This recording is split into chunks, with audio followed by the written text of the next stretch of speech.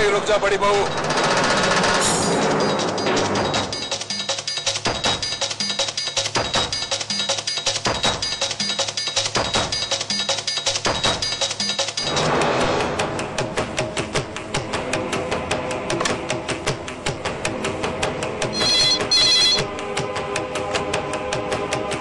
Hello, आपके पति का एक्सीडेंट हो गया है। आप जल्दी से ना दुर्गा माँ के मंदिर के सामने वाली रोड पे पहुंच जाइए। हेलो, आप कौन बोल रही है?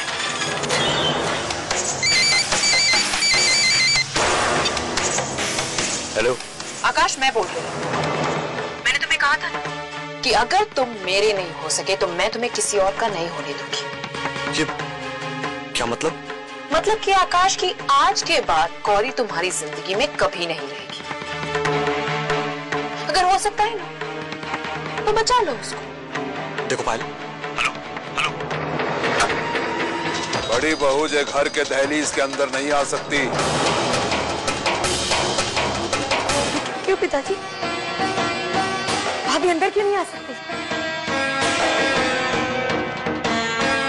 क्योंकि पति के बिना 2 रातें काट कर आई अजय।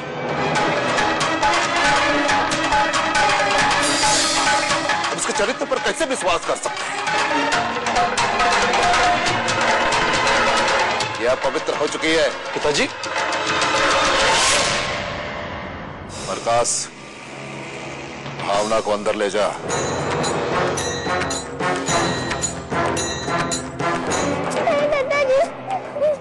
सारे काम करूंगी, अपनी गुड़िया से भी नहीं खेलूंगी।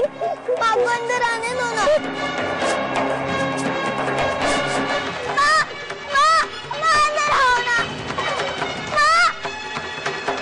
पिताजी, मैं क्या हाथ जोड़ते ऐसे मत करिए पिताजी। देख, हमें समझाने की कोशिश ना कर तो। घर की बहू घर से बाहर गई, मानो घर की इज्जत बाहर गई।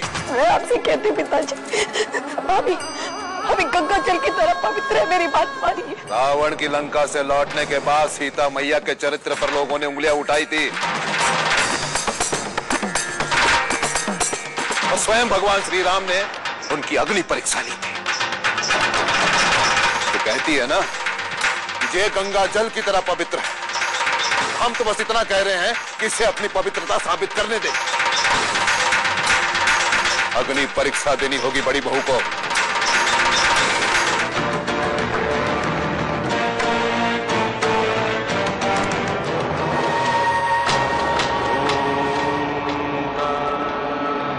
लेकिन पिताजी आप तो जानते हैं कि सुमित भाभी तो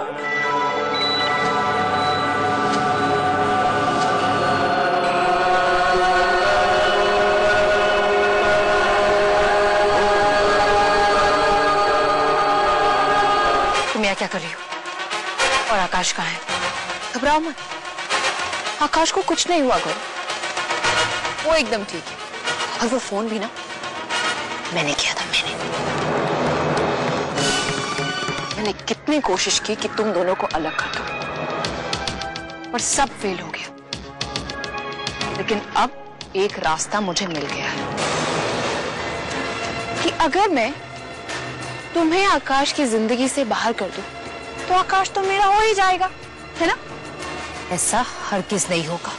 शर्माते हैं मुझे आपकी सोच पर। किस तरह के इंसान हैं आप जो अपनी बहू के लिए ऐसी सोच रखते हैं?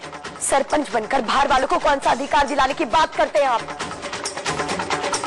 जबकि खुद की घर की बहू बेटियों के अधिकार छीनते हैं आप। औरतों पर अत्याचार करना तो शायद शौक रहा है आपका।